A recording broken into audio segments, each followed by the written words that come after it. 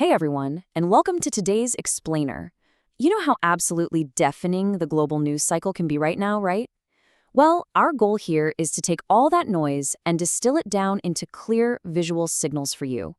Today is August 25th, 2026, and we are tracking 15 critical global stories. From some incredibly high-stakes geopolitics to rapid, and I mean rapid, technological disruptions, plus some extreme natural events. The landscape is just shifting so fast. So let's dive in and connect the dots. To make sense of all this without getting totally overwhelmed, we've broken things down into 4 distinct buckets for today's roadmap. First up, global security and conflict. Second, trade, tech, and AI. Third, we'll look at climate and health crises. And finally, politics, law, and culture. All right, let's jump straight into Section 1, global security and conflict. We are literally watching cause and effect happen in real time between Washington and Tehran today. Over on the left here, U.S. Treasury Secretary Scott Bessent just unveiled this massive new campaign, notably titled Operation Economic Outcast. Basically, it's a huge secondary sanctions package targeting nearly 60 different individuals and entities, all designed to financially isolate Tehran. But look right across the screen. Almost immediately after, Iranian security chief Mohsen Rezai fired back with a really stark warning. He flat out declared that any nation adhering to these new U.S. sanctions will be viewed as hostile and they will be actively subject to retaliation.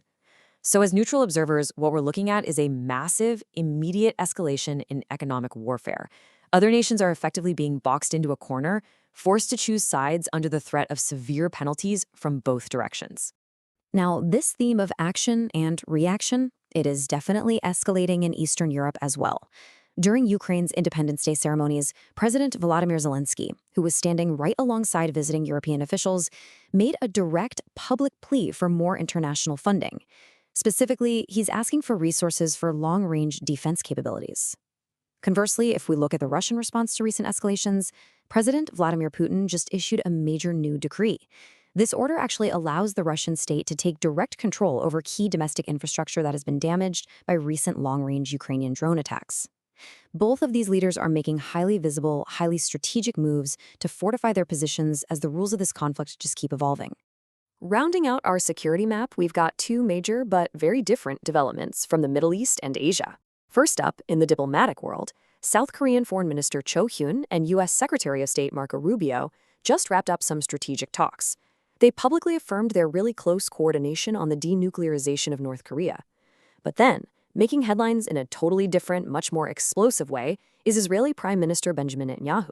Right in the middle of these intense domestic security debates ahead of upcoming elections, Netanyahu went on record in a media interview stating that Iran actually attempted to assassinate one of his sons.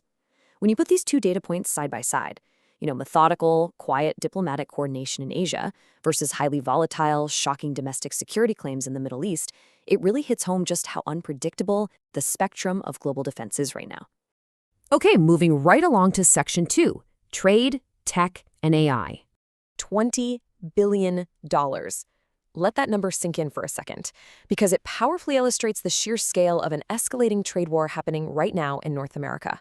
Canadian Prime Minister Mark Carney just announced $20 billion in retaliatory tariffs, and they are directed specifically against U.S. goods. This massive economic countermeasure dropped right on the heels of bilateral talks breaking down between Prime Minister Carney and White House representatives.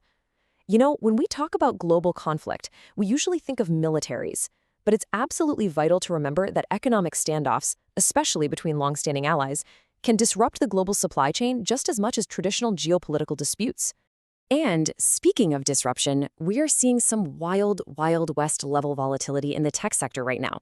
Take a look at this. In the finance space, shares for the Chinese robotics maker Unitree have finally stabilized, but not before a dizzying 45% drop over 3 days right after their IPO. It's a harsh reality check that's got the whole market debating if tech valuations are just totally artificially inflated right now. Then, over in culture, get this. Australian music bodies have completely banned AI-generated tracks from their official charts. Why? Well, because a viral AI-altered hit literally sat in their top 20 for 16 consecutive weeks. And finally, looking at the actual physical cost of all this innovation, a new industry report projects that by 2030, China's AI-driven data centers are going to consume more raw electrical power than the entire nation of South Korea. I mean, wow, we are watching tech disrupt finance, culture, and our actual physical power grids all at the exact same time. Let's take a breath and shift gears to Section 3, Climate and Health Crises. Health officials are now reporting over 300 Ebola-related deaths in eastern Congo, and tragically, that is just within a single week. This officially marks one of the fastest-growing outbreaks of this virus on historical record. And adding to the absolute gravity of this crisis, officials have confirmed that the cases are no longer contained. They've actually begun reaching into neighboring Uganda. This is a rapidly developing, incredibly serious medical emergency, and international health organizations are scrambling on the ground to try and address it. At the exact same time, we're tracking some extreme global weather events that are displacing thousands of people. Over in East Asia, Typhoon Nara has triggered some just devastating flooding and severe landslides across both southern China and northern Vietnam. The sheer volume of water is staggering, and it's displaced tens of thousands of residents from their homes. Meanwhile, over in Europe, an incredibly rare weather anomaly just took place. A powerful tornado swept directly through a village in southern France. To put that in perspective, tornadoes are highly uncommon in this part of the world, yet this single storm was severe enough to damage or completely destroy nearly 300 homes. These simultaneous events across the globe really highlight just how unpredictable and escalating global weather patterns have become. Finally, let's look at Section 4, Politics, Law, and Culture. On the U.S. legal front today, we've got a major update regarding election regulations. The United States Supreme Court has officially issued a 6-3 decision to partially reinstate provisions of an executive order. To get specific, this ruling allows federal authorities to proceed with compiling voter eligibility lists for the states. As with pretty much any ruling related to election infrastructure, this 6-3 decision is going to have some very significant administrative implications, especially as states and federal agencies have to coordinate on voter data heading into the upcoming election cycles.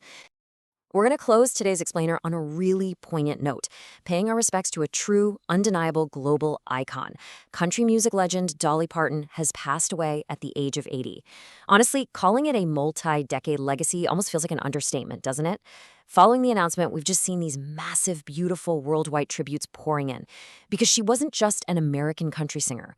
Her philanthropy, her incredible songwriting, and just that larger-than-life welcoming persona, it crossed literally every conceivable border. She leaves behind an 80-year legacy of profound cultural impact that has touched multiple generations all around the globe. Which really brings us to our final thought for the day.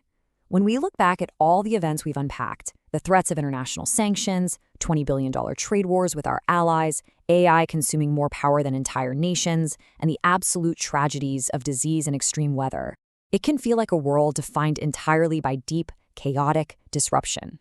Yet the passing of a single musician can bring the entire globe to a brief, shared standstill in both mourning and celebration. So I want to leave you with this question to ponder today.